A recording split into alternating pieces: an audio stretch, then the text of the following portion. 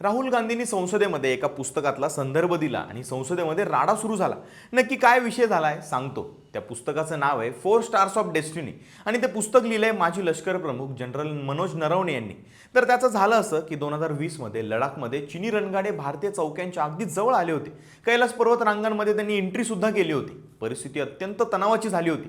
त्या निर्णायक क्षणी भारताचे पंतप्रधान आणि संरक्षण मंत्री यांच्याकडून स्पष्ट आदेश यायला विलंब झाला। म्हणजे सरकारची डिसिजन मेकिंग एवढी वीक आहे का असा आरोप राहुल गांधींनी केलाय। पण त्यांचं वाक्यही पूर्ण होऊन दिलं नाही। लगेच संरक्षण मंत्री राजनाथ सिंह राहुल गांधींवर तुटून पडले। त्याचं कारण होतं नरवणे यांचं हे पुस्तक अजून मार्केटमध्ये आलेलंच नाहीये। जानेवारी 2024 मध्ये हे प्रकाशित होणार होतं, पण यामध्ये काही कॉन्फिडेन्शियल माहिती तर नाहीये ना।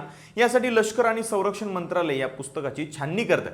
त्यामुळे जे पुस्तक अजून बाजारात प्रकाशितच झालेलं नाहीये, त्यामुळे कोणतेही ठोस पुरावे नसताना त्यावर बोलणं चुकीचं आहे असं म्हणत सत्ताधारी पक्षांनी राहुल गांधींना गप्प बसवायचा प्रयत्न केला। पण राहुल गांधी काही थांबले नाहीत। नरवणे यांच्या पुस्तकामध्ये सरकार विरोधी माहिती असल्यामुळे सरकारच हे पुस्तक प्रकाशित होऊ देत नाहीये असा आरोप सुद्धा त्यांनी केला। आपलं म्हणणं संसदेमध्ये ऐकून घेतलं जात नाहीये, म्हणून त्यांनी जे मुद्दे संसदेत मांडण्यासाठी आणले होते त्याचे फोटोज काँग्रेसच्या ऑफिशियल ट्विटर अकाउंटवर पोस्ट केले।